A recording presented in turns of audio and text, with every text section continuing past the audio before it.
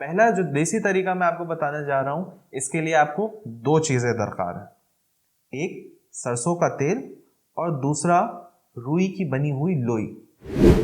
घड़ी की उल्टी सिमत में उस लोई को घुमाइए 7 दफा। याद रखिएगा, सर से शुरू करके घड़ी की उल्टी सिमत में उसे 7 दफा घुमाना है। तो जिस टाइम पे चक्कर खत्म होगा वो आके माथे पे ही दोबारा रुकी।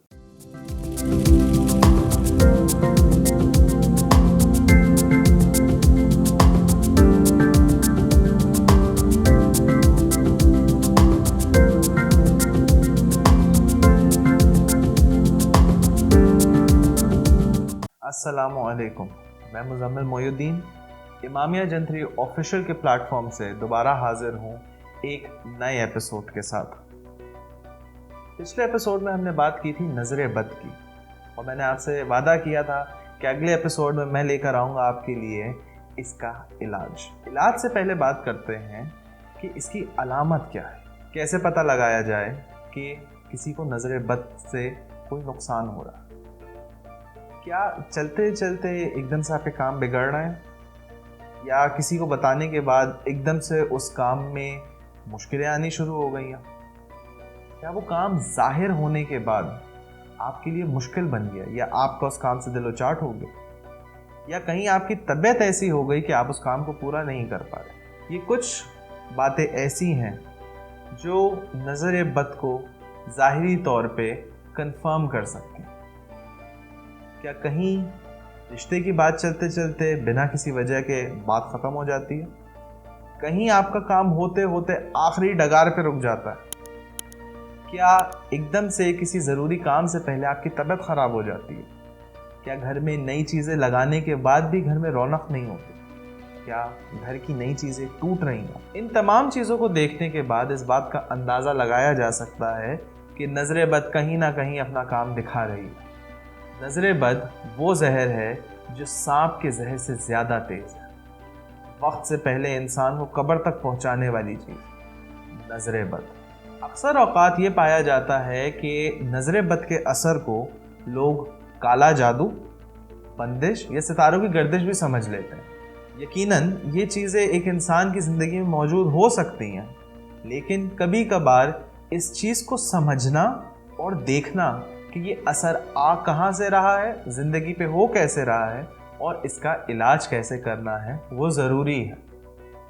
कहीं अगर आप ये समझ के कि लगी हुई नज़र किसी जादू का असर है, किसी गलत हाथों में पड़ गए, दुआ तावीज़ करते करते सारा वक्त निकल जाना और इलाज फिर भी नहीं होना।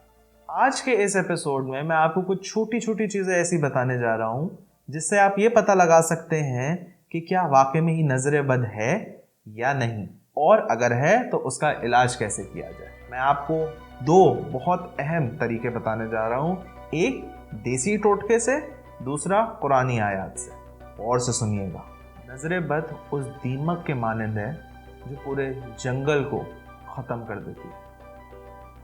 अब मैं बताने जा रहा हूँ आपको दो ऐसे तरीके जिससे आप नज़र बद का बहुत आराम से पता लगा सकते हैं।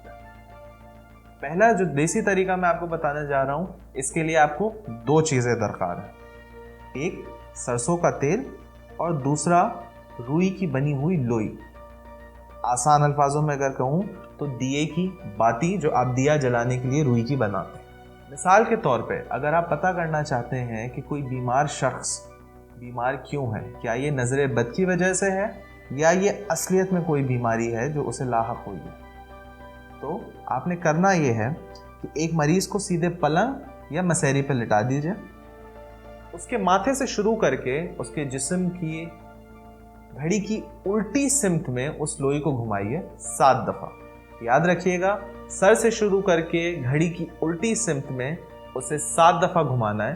तो जिस टाइम पे चक्कर ख़त्म होगा वो आके माथे पे ही दोबारा रुकी। इस रुई की लोई को इसके बाद आपने सरसों के तेल में भिगोना है। सरसों के तेल में भिगोने के बाद आपने इस लोई को चिमटे, कांटे या किसी ऐसी चीज़ में पकड़ के जिससे आपका हाथ ना जले, चूल्हे के पास ले जाना है और इसको आग लगा देंगे। अगरचे ये रुई का टुकड़ा पूरे तरीके से धीमा धीमा होके जले तो समझ जाइएगा कोई मसला नहीं है और ये नज़र बद नहीं है। लेकिन अगर वो लोई जलते जलते टूट टूट कर गिरे तो ये नज़र बद की अलामत है। दूसरा तरीका जिसके अंदर कुछ दुआएं पढ़नी होती हैं वो ये है कि आपने 7 गोल मिर्चें लेनी हैं। 7 गोल मिर्चों के ऊपर आपने 7 दफ़ा सूरह कौसर, सूरह फलक और 7 दफ़ा आयतुल कुर्सी पढ़नी।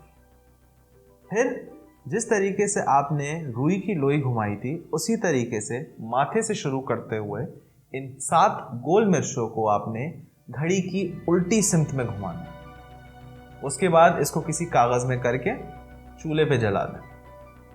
अगरचे मिर्चों की धांस आए तो समझ जाइएगा कि नज़र बद नहीं है, लेकिन अगर धांस ना आए तो समझ जाइएगा कि वो बीमारी या परेशानी जो जिस्म में लाहक है वो नज़र बद की वजह से है। अगर आप मज़ीद रहनुमाई चाहते हैं कि आप किस तरीके से नज़र बद को और बेहतर तरीके से समझ के इसका इलाज कर सकें तो नीचे दिए हुए नंबर से आप मुझसे रब्ता कर सकते हैं। ये नंबर मिलाने के बाद ज़बान का इंतखाब करने के बाद 212 डायल करके आप डायरेक्टली मुझसे बात कर सकते हैं। अपना बहुत ख्याल रखिएगा। अगली वीडियो में हम बात करेंगे कि आप नज़र बद का इलाज खुद से घर पे किस तरीके से कर सकते हैं। अपना बहुत ख्याल रखिएगा। अल्लाह हाफिज़।